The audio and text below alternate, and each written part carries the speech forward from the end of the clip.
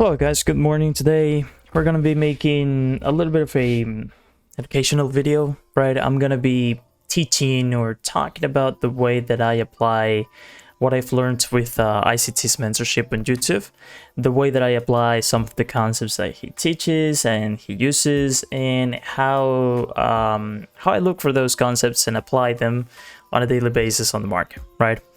Mostly, well, not mostly actually, just Eurodollar. That's the pair that I only use. And I don't know if in other pairs it's different. I believe it's not, but in some cases it can be like maybe somewhat of a pattern repeats through Eurodollar that maybe doesn't really repeat through something like Aussie dollar or GBP dollar. So yeah, just wanted to mention that. I mean, the market does work exactly the same on everything, but you can see if you have studied multiple pairs at the same time, you will see that not everything works exactly the same with each pair, right? So just with that little bit of an introduction, let's just get straight into it. There are multiple things that we have to keep in mind when trading, right? And most of the complicated thing on Forex is direction. If we get direction right, where we have basically 50% or even more than what we need, right? 50% of what we need to try to take advantage of the market. So for me, direction is pretty key, and there are multiple ways to understand direction. You can go to the daily chart and see what the most recent trend has been. So if price has been going higher, then you just expect it to continue to go higher and say, okay, so today is going to be bullish, so I'm going to look for that. Or if price has been bearish, then you just look for confluences to that direction. You can also look at the weekly chart and say, okay, so basically this week we've been having, this past couple of weeks we've been having a lot of bearishness, so maybe that's what we're going to see. Or we've been having a little bit of a retracement, so we could see a bullish week. There are multiple ways that you can understand or try to determine what the direction could be for the week, for the day, or for the session. And in some cases it can be just as simple as ICT says, just try to imagine what the next candle could look like. Because as an example, when price was falling here, you could have said, okay, so the day is likely to be bearish because price has been falling, right? We are going to have retracements like this one's, right? But most of the times we're just going to expect a bearish day, right? On the other hand, we could have had something like this. The price, as an example, swept the low ranges, then starts aggressively higher, and throughout all of this price action, right, until we see something like this or a change in direction or something like this, we're likely going to be expecting a bearish day, right? A bullish day throughout all of this, based on what's been happening on the daily time frame, right? Other way to determine a potential bias, whether it is on daily, on the 1 hour, the 4 hour, the weekly, it's just by looking at liquidity runs, right? So as an example, I could say that currently we have swept a lot of liquidity, right? We have very important lows that have been swept, and the 1.0 level, which is of course a very psychological level, an important level as well, which has swept a lot of liquidity. And that could basically mean something like a potential retracement to take some buy side liquidity to then just continue to go lower, right? I do believe that I should have made a little bit of a clarification here. I'm gonna be talking from my point of view of what I understood of ICT's mentorship. So every single concept that I talk about, every single thing that I mention is very well explained by ICT, right? So if you watch ICT's mentorship, you're going to be much more informed than in here. Here I'm just going to say what I use, how I use it, and why it works for me. And after that, it's really pretty much all. So yeah, let's get straight into it, and we're gonna talk a bit about how do I determine a bias for the day, which is really not difficult, but it's also not easy for multiple reasons, honestly. Because in some cases we're gonna have something clear, and in some cases it's going to be a bit difficult. But ideally, as an example, let's go to draw a bit. Ideally, we could have something like this. Let's do a tiny bit of a level here. and let's draw it. So let's suppose this actually draw the sessions as well. Okay, let's do it like this. I have not planned this completely, but we'll do what we can. So let's suppose this is midnight, this is London, this is pre-New York, and this is New York, basically, right? Let's suppose something like that. So midnight tends to do nothing. Midnight tends to not really move much, or in some cases it kind of moves a bit towards one direction that is later completed by London or something like that. So London is not midnight. It's not something that I really give much thought, right? But midnight is there, and we do have to consider it because presumably, according to ICT, the price opens basically on midnights of New York midnight is the beginning of the day. So as an example, if we are expecting a bullish day based on our daily analysis or weekly analysis, or just the bias expected by the daily time frame, we could say that this is 0.0. So we could expect price to cost the power of 3, I think it's what he called it, where it opens, manipulates in one direction to then distribute on the completely opposite direction. So what this does is generate liquidity, right? Both sides. It just makes people believe, as the day has just started, makes people believe that price is going to go lower for the day to create liquidity maybe above these highs or sells around this level to then just completely go against that, right? So it creates liquidity, takes that, and that's pretty much it. That's what I remember about midnight, and something that I do look into sometimes, but I just never really thought of it that much, honestly. I tend to, most of my analysis, as you'll see, is pre-New York and New York Hillzone, basically. London does help a bit in some occasions, but basically midnight doesn't really do much. So let's just do a drawing as price begins midnight, right? It's just moving a bit and not much, right? That's pretty much it. That's all that it did. Now London tends to be a bit important because the good thing about trading New York is that it can easily have a set direction already by what happened, just basically everything that happened before New York Hillzone, right? So as an example, if let's suppose that in this example specifically, we're expecting a bearish day, right? We're expecting that price will continue to go bearish based on the fact that, well, maybe we're on a Wednesday and price has been bearish already, or maybe on the weekly chart, we've just taken buy side liquidity and have started going lower, so we expect price to just continue lower. There are multiple reasons why we could believe price is bearish, right? So let's suppose we're expecting that. We're expecting price to continue to be bearish, and London does something like this. This is, I suppose this is midnight's high, and midnight's low is this one. Price does something like this. Takes buy side liquidity. Keep in mind that there's going to be buy side liquidity above each high, but this is a little bit of a more important high due to the fact that, well, it's midnight's high, right? Takes that high and then immediately displaces lower. For me, that's a clear sign that price wanted to take the buy side liquidity, and then you see the aggression that we could have been expecting that generates those fair value gaps that we're going to be looking for to look for entries, right? So if I get up at New York, of course we still have all of this, but if I get up and I see New York, I analyze London and see that this happened, and price then just respected this trend throughout London.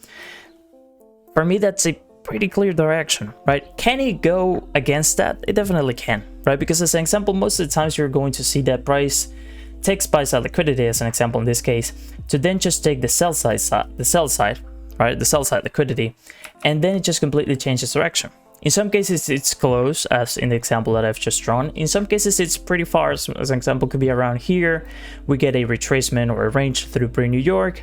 New York opens, takes buy side, looks for the sell side here. We can trade that if we desire, and then maybe changes direction, right? Because it has taken the sell side liquidity that it wanted to take. But let's just not get ahead of ourselves. So let's suppose that through London that was basically respected, right? You see that price took buy side liquidity, we have displacement, and has basically just respected that trend. Pre-New York, I have never really made that much of a, given it that much of a thought. But pre-New York, I like it to be just simple, right? Doesn't really do much, it doesn't really move that much, and in some cases you do get that it sweeps liquidity, right? Which is great because it sets the potential direction for phase 1, phase 2, or just the entire near kill zone. So I suppose in this case we have something like this. Price was just going lower, and then right before the open of kill zone we have a run on buy side liquidity. Okay, phase 1. Phase 1, I actually have a little bit of a couple of notes on this. Let's do it like this. Phase 1 and phase 2. Let's take that screenshot, copy it here, and we'll use it like this. Great. Okay, so phase 1. So this is something that I wrote some time ago when I was first studying the ICT mentorship, and basically what I came to conclusion is that there are certain things that repeat between certain times, right? This is where I created per se the phase 1, the phase 2 things, because it's not something different. It's not just going against ICT or anything like that. It's just the way that this way just helps me understand a little bit more what to look for and when to look for it, right? We could just say from 7 to 8:30 on your kill zone will be the exact same thing. I just decided to call it phase 1 and phase 2 because it was a little bit easier for me to get used to and to understand it in a time and concept based, basically, right? If that makes sense. So basically, as mentioned here, on phase 1, I like seeing, let me put this, I like seeing price moving against the trend, running on buy side or sell side liquidity, aggression in the expected direction, creating fair value gaps, or creation of fair value gaps in one direction that are later used on phase 2, right? Phase 2 will be from the open to 8:30. So on phase 2, we want to see something that could indicate the direction of the session, so usually goes in coordination with phase 1.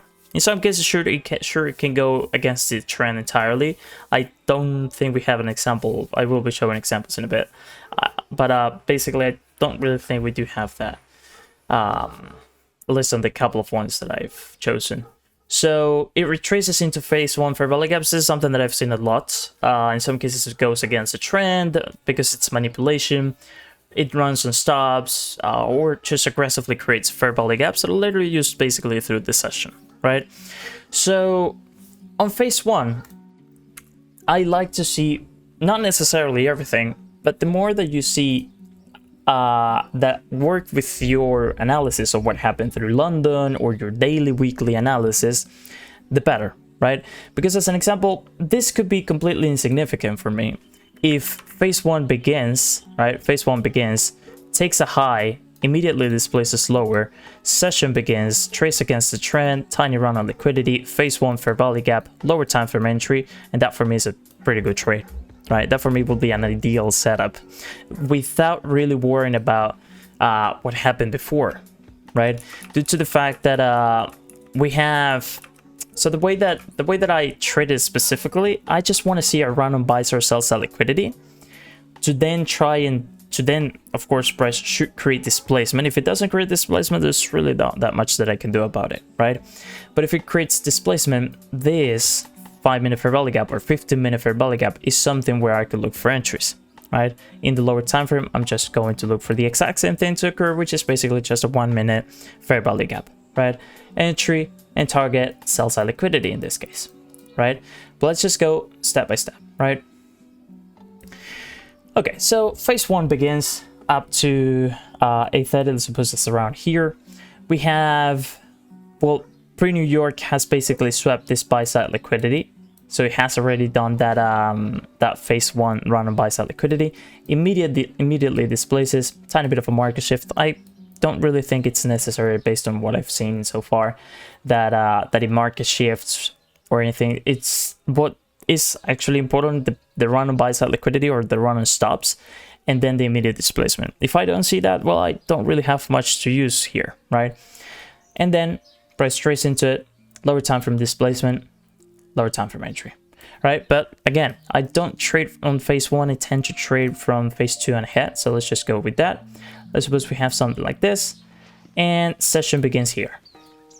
You'll have situations where session phase 2 or session opens basically inside of phase 1 fair value gap, or maybe just took liquidity, which means that, as an example, maybe this is a fair value gap, or maybe it isn't, but he just run on buy side liquidity.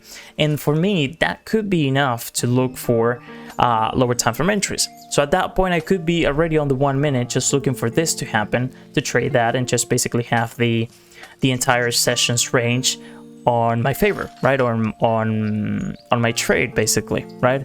With targeting, again, sell side liquidity. If we've just taken buy side liquidity, then price should or will likely go to the next side, basically, right? So in my opinion, in that case, will be sell side liquidity, right? So for me, this will be an ideal setup, right? Phase 2 goes to a fair value gap on phase 1, maybe even a tiny run on liquidity, and then the lower time frame entry. All right, so of course the phase 1 fair value gap has to be from higher time frame, right? I don't use lower time frame to lower time frame fair value gaps. So as an example, if the 1 minute creates a fair value gap and then the 1 minute trades into and creates another fair value gap, that for me is nothing. For the 1 minute creates fair value gaps all the time. The thing is that it has to happen somewhere important, right? Fair value gaps in the middle of nowhere are useless, basically, but if they happen somewhere important, then it makes sense to try and trade that. So as an example, let's suppose the next. This is midnight, right? Doesn't really do much. Start something like this.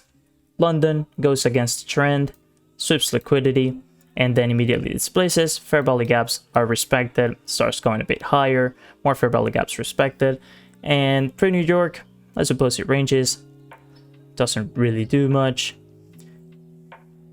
moves a bit against the trend, blah, blah, blah. And then this is where phase 1 begins. What is it that we're looking for? Well, if we're expecting a bullish state, not barely, but basically just based on this run on sell side liquidity, right? Then we just want to see a run on sell side liquidity again that creates fair value gaps for us to trade, right? So as an example, what is it that we can see? We can see, well, we've seen these lows being swept. We could see London's low being swept, as it has happened a couple of times. But let's suppose it created this tiny bit of a range, right? The price aggressively trades lower, immediately displaces higher, generating fair value gaps here. Price then waits for session to open. Session opens.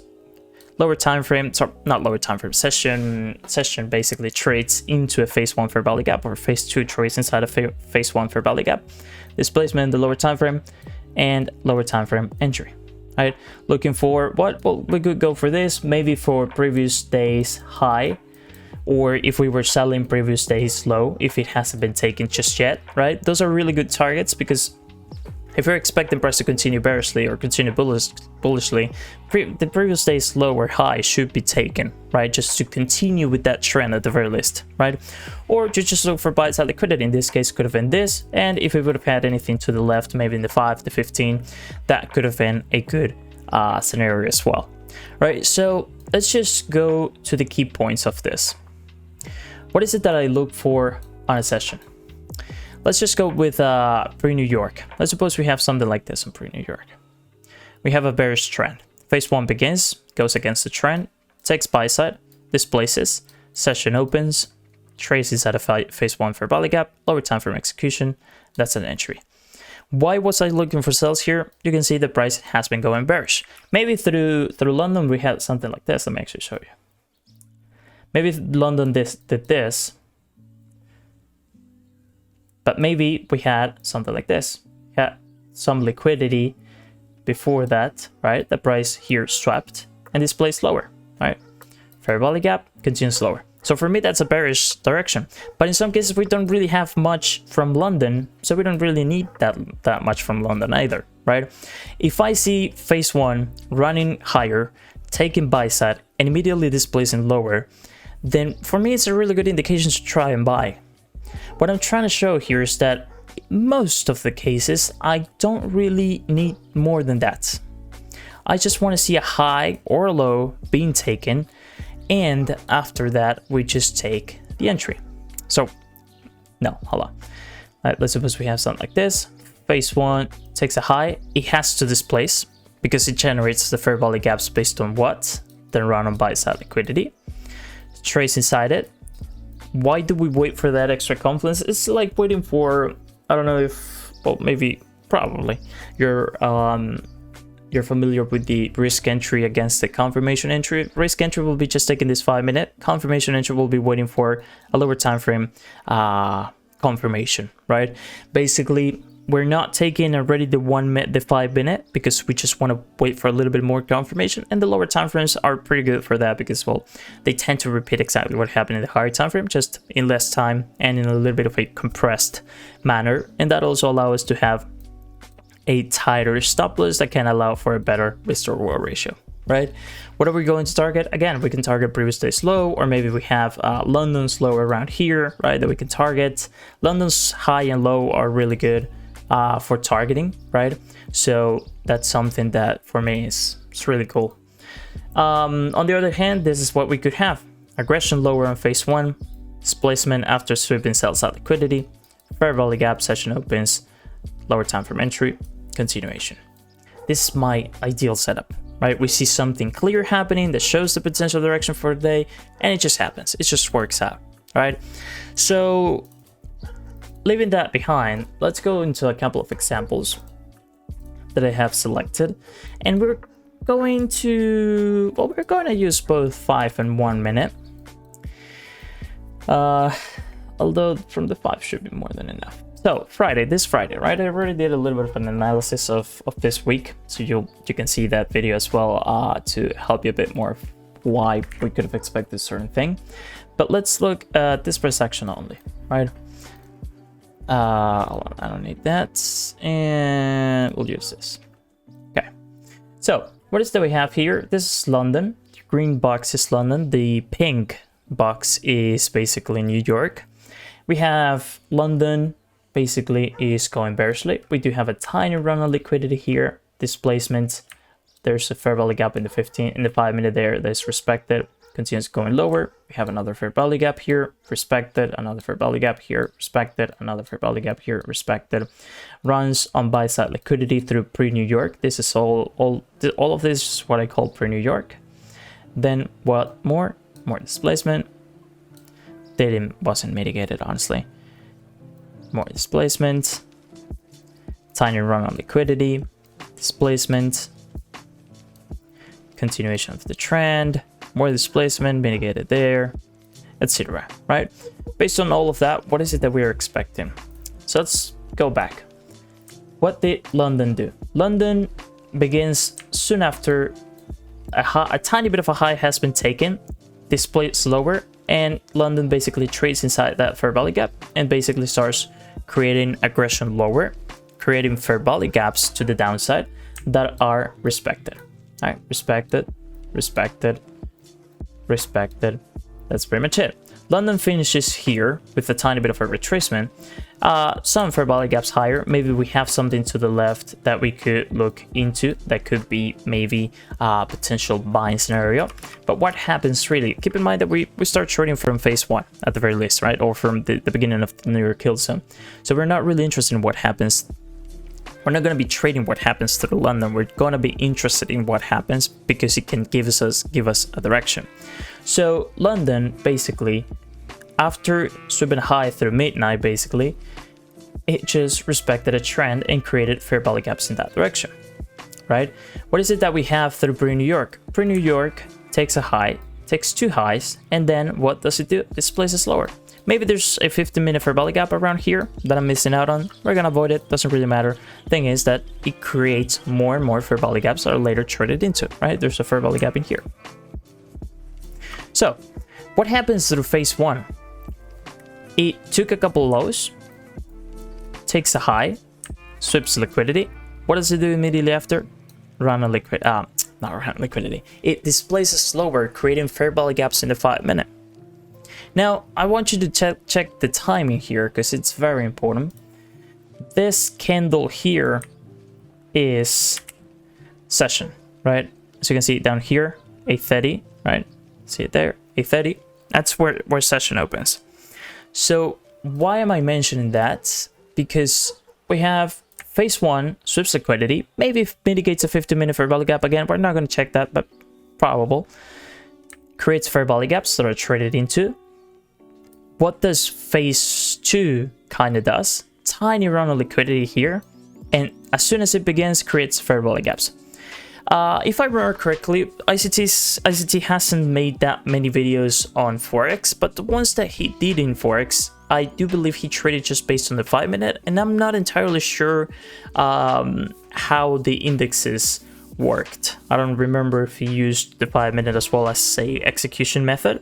That's something that I actually used for a bit. The problem that I found was that the stop loss, the risk reward ratio that you get back with it. We get back 3R. In some cases, sure, we can get 5, 7, 10, right? Depending on the day and the target. But that was my problem. We need a pretty high stop loss for the 5-minute entry, right? So yeah, let's just suppose we take 5-minute entries. This would have worked out amazingly. Price comes back up. What is that we have here? Tiny bit of buy side liquidity, taken right there, aggression lower. And again, we repeat the exact same process on this. We have another fair value gap. And I do remember that we did have interest in here in the 1-minute. Let's actually look at the 1-minute now. Okay, so let's do this. Let's do this. I do know that there weren't interest in here because it basically went lower quite aggressively. Could have we looked for sells in this? Yes, probably would have taken a loss. If there was lower time frame entry, of course.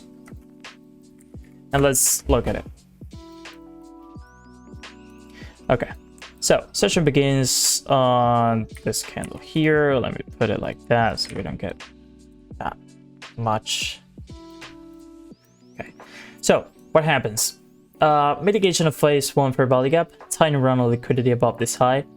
What does it do? Aggressively goes lower. This would have been an opportunity for me. I probably would have taken this if it happened through the session. Not entirely sure if I would have actually taken it. What do we get later? That fails. Aggressively it goes lower. Creates a fair value gap. Not sure if we can see it here. We can't see it here due to the replay, but I do believe there was... Oh, we're not on replay. Oh. Okay, well, I do believe there was a gap between these two candles that generated the fair value gap, which would have been the entry. Thing is that I'm using forex.com or FXCM. What am I using? FXCM, yeah. I do believe that the candles kind of change after the session, but it doesn't really matter. Let's just suppose there wasn't an entry on that. Price continues aggressively lower. Session begins. Creation of fair value gap in 1-minute. This could have been an entry already, right? This could have been just above that high, right? We're triggered around there. Stop loss could have been up here, and would have worked out. Should have or would have had to weather this, right? Pretty big retracement, but as you can see, it goes down to at least 5R. Which is my not my bare minimum, but a really good target that I like using. Although again, this would have been a bit difficult to hold on to. Oh, we actually don't get an entry on this fair value gap on the 5-minute that we were discussing. It does go a little bit aggressively, but it doesn't generate any fair value gap, at least any visible ones. There it does, tiny one, sadly. Could have been a loss. Well, I can't really say for sure on that one. Retraces, takes liquidity, aggressively goes lower. Let's look at the next. This is the one that I actually liked. Fair value gap on the 5-minute. Trace into it. Fair value gap somewhere. No. Aggressively goes higher. Strips on liquidity. Aggressively goes lower. Fair value gap. That's our entry, right? Now the problem with this is that, well, we're trading pretty much at a pretty low point. Also almost at the end of the session. So basically price does go in another direction, but then just retraces and ranges a lot.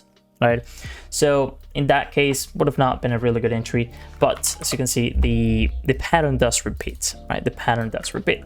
So why would we expect a bearish day starting from here, right? Or from phase 2, right? Starting from here, we can clearly see that there has been run of liquidity, displacement lower being respected over and over and over, right? Runs on buy side liquidity, continues the displacement. Phase 1, what does it do? Takes a high, continues displacing lower, and we have multiple opportunities to take advantage of that. Right? That's why we would have expected the bearish day, and that's why, in my opinion, that was actually quite a good example. Okay, let's look at this one now. Yeah, This one, if I remember correctly, we didn't actually get a good 1 minute entry, but we do get a nice direction set by well, New York mostly, London. Well, London does have something as well. So let's look at it from here and use this. Why could we expected a bullish day? What does London do? Well, London actually begins already after this happened, but basically before London, through midnight, this is midnight, through midnight, it goes aggressively lower, taking a low, and then immediately displaces higher, generating fair value gaps that price trades into, and then London starts to just go aggressively higher, right? This is just a tiny bit of a range, aggression, retracement, fair value gaps, a little bit of a range, and what happens here through New York? A range, basically. Creation of fair value gaps, creation of liquidity on both sides. Now, what's important about this is that it basically generates this trend line of liquidity. That what does price do through phase one? Remember that phase one tends to trade against the trend, tends to take buy side or sell side liquidity, mitigates fair value gaps from London maybe, but basically it tends to do something that allows us to understand a little bit more about the potential direction for the day, right? Run on liquidity aggressively, goes aggressively higher, so we have swept sell side by breaking that trend line. We have taken buy side already, and now price, what does it do? It displays when going higher, retraces, mitigates the fair value gap, and starts going higher. Now, do keep in mind that as an example, I don't like when London or everything that happened before New York has a lot of impulse. The reason to that is because based on my experience, based on the couple of years that I've been trading, basically, it has, when everything before New York has been aggressive, it tends to ruin the entire session. Not ruin it like it won't happen, nothing won't happen, but it like takes the impulse that could have happened through New York. It kind of happened through London, pre-New York, midnight, whatever it is, right? So because of that, when London is aggressive, I tend to not trade New York session because it either changes completely the direction, or it does follow the trend every now and then. But usually, such as in this case, when it follows the trend, it doesn't really move that much. It doesn't really go too far per se, right? It's like the impulse again has been used through London instead of through New York. So as an example, in a day like this, I might have avoided trading, right? I do believe I was trading this day and was looking for buys, but the entry was not mitigated here, and I took an entry on that we'll actually see now that ended up failing, although I did show it in the resume of the week, but let's just do it. So we have this fair value gap first on the 5 minute. Keep in mind the session opens here, so it's trading against the trend, taking some buys, some sell side liquidity on the lower time frames that we'll see, and then it just continues creating liquidity, continues creating fair value gaps aggressively. So this would have been my entry, which was but just not mitigated, and then we get this price trades into the fair value gap. This first aggression I was not very that interested on it, right, because it didn't really move that much, right? But then we have aggressively goes lower, takes liquidity, aggressively goes higher. We have market shift, fair value gap here and everything, which is what I traded. I don't like when entries are too high up or too low. But in this case, I decided to take this one. Does work out for a bit, completely fails here, creates liquidity, takes liquidity, aggressively goes higher. But if you look at this price action, there's no fair value gap. There's no fair value gap that we could have actually traded. And also, if we would have taken that, it doesn't really go that far, right? So in my opinion, two things happen here this day specifically. We do get what we look for. We just didn't get the lower time frame entries, and price didn't really move that much through the entire session, right? Which is again something that happens when London or anything before New York is too much price action or too much aggression, etc., right? We did get some potential entries to the downside. There's a fair value gap in the 5 minute here, 1 minute fair value gap here outside of the session or the kill zone, better said. So it's not something that I would have traded. But yeah, it does end up working out, right? We do have tiny buy side run, fair value gap here, which is not mitigated, but doesn't really matter. Fair value gap here, mitigated, and the lower 7 frame entry that we just saw.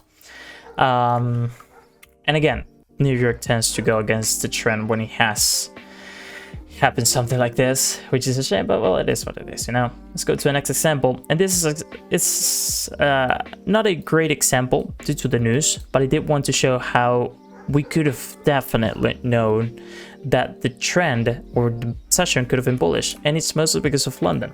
Look at all of the highs, sorry, not the highs, the lows that are together. All of the highs. This is the lowest point of the liquidity. We could say this is a pretty good point as the high of the liquidity area or whatever.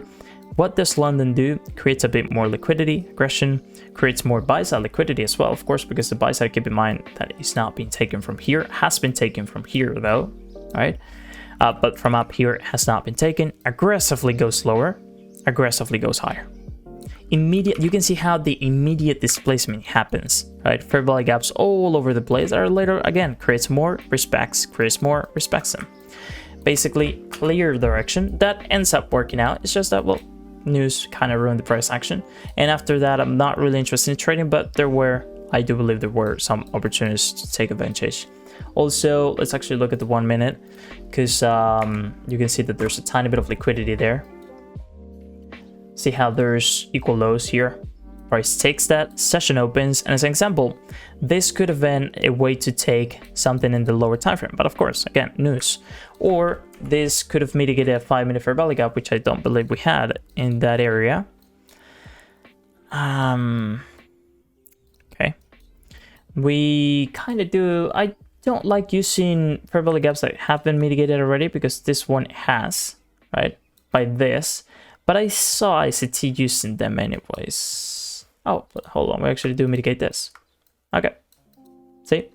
So if news hadn't occurred, we have a pretty clear direction due to London, although again, pretty aggressive move already, doesn't really matter. And session opens, trades against the trend, mitigates phase 1 fair value gap, right? And then potential lower time for entry that we could have taken. That would have been a great day, great trade. But what I wanted to show about this day specifically is the clear run on this liquidity on London that allows us to understand why the session could have been bullish. How far could have been bullish, well, being honest, probably about this high, right?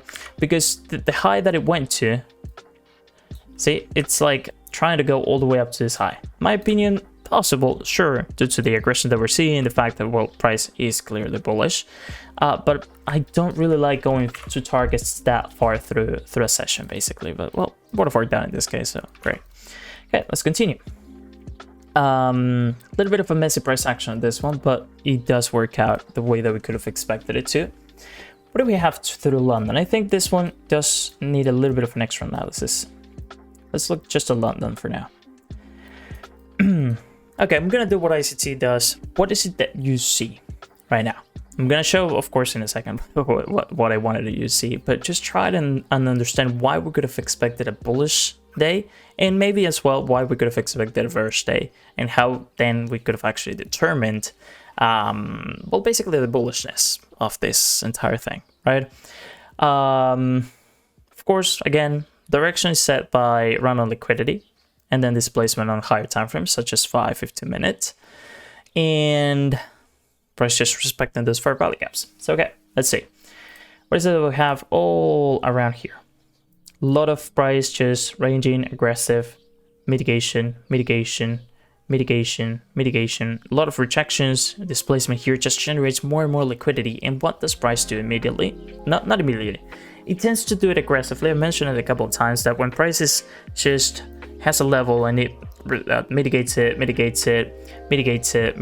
some point it will do just this. It will aggressively take all of that to maybe then just retrace and continue, or to maybe then just change direction and just continue higher, right? Does really depend a lot from the context. So this happened on the previous night, on the Sunday, probably New York, not New York, Tokyo or Asian session, basically. And then you can see how price goes higher. Doesn't really show that much aggression, but there is an immediate 5-minute fair value gap on that. Doesn't mitigate it, but well, that is what it is. What does London do? We have the exact same thing through London, which is great because we have a lot of equal lows, aggressive run on liquidity, immediate displacement. We even have this low to the left, don't we? Yeah, have a lot of liquidity taken through London. And immediately after, we see how price displaces higher. Again, a little bit of an aggressive London, not really what I would have liked to see, but well, it is what it is. Now, we do have something else here, that is the fact that it took a lot of buy-side liquidity, in my opinion, as well, which could have been a bit complicated to try and understand, because we do have buy-side, takes out buy-side, and goes aggressively lower. Now, the way that we could have seen this as a potential bullish day, it's because of what happens through New York. This is why I say that we can't really just set our direction based on London or midnight. We have to pull everything together, because in this case we could have had an indication to go higher as an indication to go lower, due to runs on liquidity lower and the runs on liquidity higher. So sell side run, aggressive London higher, comes back lower, respects fair value gap, and pre-New York, what does it do? Creates fair value gaps, respects it, creates fair value gap, respects it, and this is the only fair value gaps that fails, but we do have a pretty good reason why. Price takes the liquidity, goes aggressively higher, creation of fair value gaps, and where does phase 1 begin? Phase 1 begins inside of fair value gap. Phase 2 begins inside of phase 1 fair value gap. Could we say we had a run on liquidity here? Yes. This is something that I did. I actually had a pretty bad day this day, because I missed out on a pretty good potential buy, although it's a bit complicated. We'll talk about it. And why would we determine that the day was bullish based just on phase 1 or what has been happening here, right? Because there's a run on sell side, displaces higher, run on buy side, and there's no displacement going lower. There is no fair value gap when going lower. So why would we expect sells? There's no reason to do that. What happens then? This is respected. The fair value gap, the bullish fair value gap is respected, starts going higher, and there's more fair value gaps. Starts to reject, aggression, fair value gap, respected, aggression, fair value gap, respected, etc. What are we targeting? Probably this high, which is closest target. And that's pretty much it. So what have we learned so far? We want to see multiple runs on buys or sell side liquidity. In some cases, the daily or the weekly analysis are going to allow us to understand what price could go to, or where price could go to, or why would it go higher or lower. But when we get into a lower time frame, such as the 5 to 15, we can understand what could happen based on runs on liquidity, multiple runs on liquidity. Basically just everything happening together, right? Because again, we could have expected a bearish day, but what happens through phase 1 or through the New York kill zone open? We have a run on sell side liquidity, aggressively goes higher, retraces, respects the entire price action, the entire structure of this move higher. So you can see this low is not taken, right? And then aggressively goes higher. We also have another fair value gap here. That would have given us a potential entry that, again, we'll talk about now, because it was a bit complicated for me to really believe that was a good opportunity. Because as you can see, price rejects, but we don't see that immediate displacement that we would have liked to see. There's a tiny bit of a displacement here, mitigates it, aggressively goes higher. This is the displacement that I would have liked to see here on this tiny bit of a range, and that could have been the entry. Now, the problem that I mentioned in this case specifically is that we would have targeted this high, and it gets as close as, say, tick, if not less. Let's look at it. Yeah, let's call it 2, right? Because we're good people. Let's call it 2 ticks. And it's 1 tick. Okay, so just 1 tick away from target. I do believe we had like 6 hours or something. I talked about it on the resume. I'm not going to get into much detail. But basically, again, we could have determined the direction of the session just with this. Run and sell side, displacement higher, respects that, more displacement higher. That's pretty much it, right? Everything, as you can see, repeats itself over and over and over. Now, of course, there are going to be days, as an example, the days that I'm skipping is because there were days that they just didn't work out well, or they're just not good examples, right? Let's talk about this day. Look at this. Well, we have news. And look at 8:30. 8:30 is when we start trading, and this is what happens to 8:30. I'm not going to trade. I'm just not going to trade. But what is it that we have? I don't think it takes this high, no. But it does take this one. Tiny run on buy side, and we don't have a a displacement. We don't have a 5-minute fair value gap created after price takes that tiny bit of a high. So for me, that's not enough, right? But well, as you can see, direction was that. What is it that we have through London? Through London, we have, I don't think it takes every high. No, it doesn't, but it takes this, this, this, this, and this. Takes a lot of highs. And as an example, London did create a fair value gap immediately after. So that's what we're looking for. We're looking for liquidity and runs on liquidity and displacement from price action to allow us to understand the potential direction. What is it that we have on this New York Kilt Zone? This one is a bit complicated, but as you can see, there's liquidity below the lows. Sweeps that, aggressively goes higher, and the only issue, well, that it doesn't create a fair value gap. There's no fair value gap in here, which would have been ideal. The first fair value gap is around here, which is mitigated and potentially gives an opportunity. And then this happens, which probably a better entry. And then this happens, which, if I remember correctly, does have a much better entry. But as it's happening that late, I'm just not interested in taking it. But let's look at the lower time frame on that one. I do believe, yeah, it was on this one. We'll show the other one just in case, but yeah. So in some cases, you just don't get a really clear entry, and that's what it is, you know. No fair value gap on this, a fair value gap on this. What happens immediately after? So 5-minute fair value gap, 1-minute fair value gap, trace into it, displacement, entry. Again, I don't use 1-minute fair value gaps, but as an example, we already have a 5-minute here, right? So price is mitigating the 5-minute. It trades inside of 1 minute that we could have taken earlier, right? We could have taken, just didn't mitigate it immediately, so maybe we just stayed away from it. But mitigates a 5-minute fair value gap. Is there any other displacement higher before this one, the one that actually works out? Not here, not here, not here, not here. Here it does. Market shift, displacement, run on sells out liquidity, mitigates a 1-minute fair value gap in the meantime, and that entry works out because the stop loss has to be below this low, and that is not disrespected, right? What else? Another potential entry, and that's pretty much it, right? Because this one doesn't actually mitigate it. So again, why could have we expected a bullish day? Due to the clear run on sell side, clear run on this couple of equal lows that we have here. Runs that, aggressively goes higher. Session begins here, goes a bit higher, creates, oh, also, it's not taken buy side. When it's not taken buy side, it's creating buy side liquidity, right? So it's more reasons for the price to actually go through that, right? So takes sell side aggressively, starts trading aggressively higher, fair value gap here. This is a bit complicated. This would have been complicated, but then what is that we have? Clear intentions, clear fair value gaps, more lower time frame entries, and it just works out. Targets, nothing close, would have been complicated, maybe just looking for that 5R, but yeah, it is what it is, right?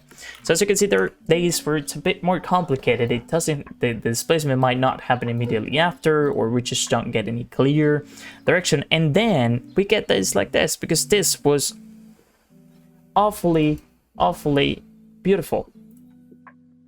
Does it take that? No, it doesn't. Okay, so what did London do? Went higher. Did it take liquidity? We could say it took this low. Not that much, but it does displace higher, and as you can see, it does give like a little bit of a trend. What happens to the pre-New York? Basically ranges as usual, but it does create a bit of liquidity. Takes a bit more, right? So hold on, because it does create liquidity and takes liquidity, displaces lower. We're not trading through pre-New York.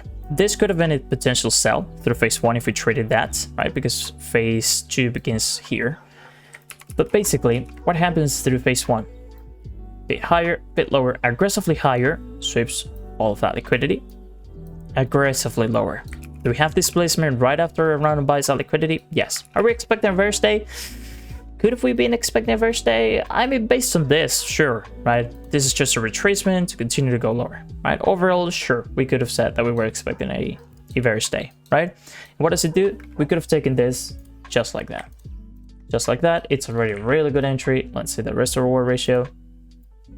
Stop loss is up here, 175 plus 4 is 179. What are we targeting? A list this low, right? A list that low, that's 2R, not a lot.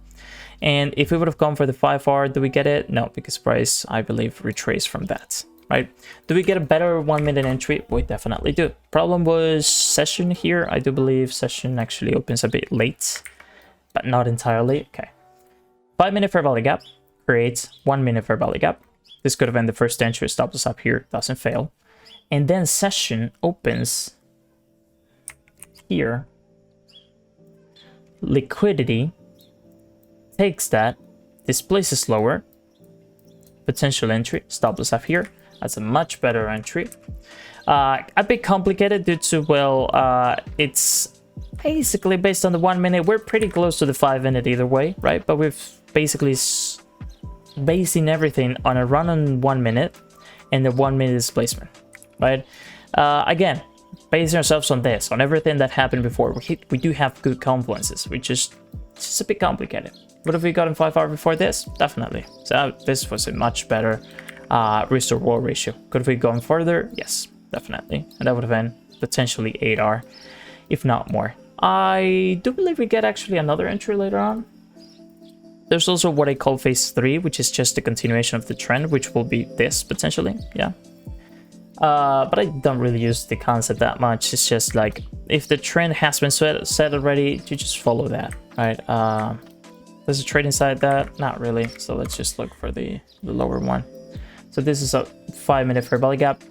Trades into it. What is it that we expect? 1 minute fair value gap entry, stop loss up here. I do believe the stop loss would have been worse or just as, yeah, worse than this entry, because this one we have 7, this one we have 8.1 approximately with spreads and everything, but it does create another tiny bit of an entry there that we could have taken as well. Again, just the same thing. This case was just very clear, very clear. In some cases it happens like this, in some cases it's like price says, I'm not gonna do it, make it that easy, and we'll just fucks around a bit.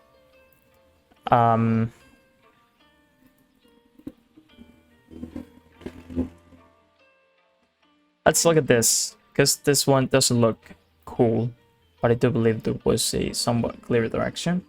So London was aggressively lower, fair value gap respected here, continues lower, fair value gap mitigated through phase 1. Sweeps liquidity as well from those highs, starts going lower, no aggression, no fair value gap in here, session opens here, goes against the trend, mitigates this. This could have been a loss when going lower in the lower time frames. Aggression lower, fair value gap, those could have been sells around some of these mitigations. Complicated price action, exact same thing, yes, overall, takes liquidity, continues lower, just the displacement took a lot of time to pop up, right? Then there's another run on liquidity. I do believe, let's actually check, but I do believe there was a 1 minute entry. And something that I have to improve about the strategy is, yeah, it does give us a 1 minute entry. Is this. In some cases, I wait for the 5 minutes to occur and then the 1 minute, but in some cases, just the 1 minute is more than enough when you sweeps liquidity. Right, so as an example, we could have taken this. We're already inside of the session, tiny round on liquidity. Well, not tiny, actually, it's quite a lot in my opinion. Around liquidity. And displaces entry here. Well, stop loss would have been a bit high. That would have been a little bit of an issue, but it does work out anyways. Not by a lot, but well, it does work out the entry overall. Okay, let's just see one more example. I do have 2 more.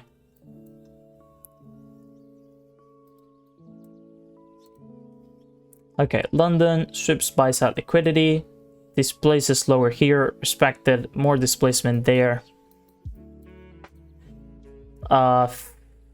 This would have been complicated because of this. Run on sell side, aggressively higher on pre-New York.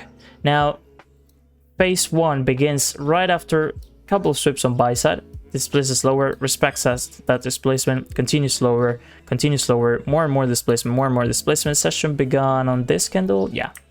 And there's actually a 1 minute entry on this, which reason why, as an example, I could say that I should improve this strategy on the point, or the way that I apply the concepts on the point of using lower time frames more than just lower time frames, because we have a phase 1 fair value gap here, right? Just following this trend, which is a bit aggressive. And then session opens with news, if I remember correctly, aggressively goes slower, generates this fair value gap. This could have been an entry, and that works out for a good amount of time. All right, I think with a tight stop loss like that, we probably could have gotten a nice 7-8 hour on that move, depending, of course, what the target would have been. But peak is at 10.83, so definitely 10 hour at the very least. Targeting something to the left, I don't know. There are a couple of equal lows here. Could have gone for this low. Either way, it would have been a bit complicated, but for sure, by far, at the very least, we're getting out of this. So that's great, right? Again, I don't like selling too low, which in my opinion we were, and this is just 1 minute fair value gap created with this. So let's just recapitulate a bit and leave it on this. We want to have somewhat of a clear direction based on what happened through through London, midnight, pre-New York, and everything, right? First of all. Second of all, session, as soon as it begins, phase 1 or 7 to 8:30, I kind of want to see something that allows me to believe that the trend that I was expecting is possible. Or maybe phase 1 just does the exact same opposite. Because as an example, sometimes London takes buy side liquidity, starts going lower, lower, and lower, and lower, and then pre-New York or phase 1 basically takes sell side liquidity and displaces displaces higher, which means that based on that we could expect a bullish day. So if we later on continue to see those confluences to buy, then we're gonna buy, right? We're gonna follow what we can see is working out currently. So again, it doesn't necessarily mean that we have to base our entire daily bias on London and midnight, but it does help, right? It does help. So for me, I prefer trying to combine the both of them, right? If phase 1 goes against London because it has good confluences or good reasons to do that, I'm gonna do that. I'm gonna trade that direction. But if phase 1, phase 2, and London and pre-New York and everything just basically work together, as an example, in my opinion, this was a pretty clear day where you just see liquidity sweeps over and over, displacement lower, more liquidity sweeps, displacement over, etc., then I'm gonna follow that. I'm just gonna follow that because its price just telling me we're going lower and we're going to continue to go lower until this entire thing fails, right? So that's basically how I use the strategy. And as you can see, it's somewhat of a simple way that allows you to understand what the day could be without really putting much effort into it. But you do have to understand why is price going aggressively in one direction? Has it really swept liquidity? What are we going to, like, where is the next run on liquidity? Where is it going to stop? What are we going to, etc., right? There are a lot of things that you have to consider that it basically gathered or learned by experience, or by just looking at price and saying, okay, so it took a lot of liquidity, so we need to look for a lot of liquidity on the other side and see if it has already taken it or if it's heading there, right? Feel free to leave any questions on commentary, on the comments. I'm gonna do my best to answer them as best as I can. Again, this is something that ICT teaches that I just use, and I like showing what I do and how I apply those concepts. But overall, you're going to learn better from the best, and that's ICT. So that's all from me. I hope this video was of help for you, and I'll be seeing you on to the next one.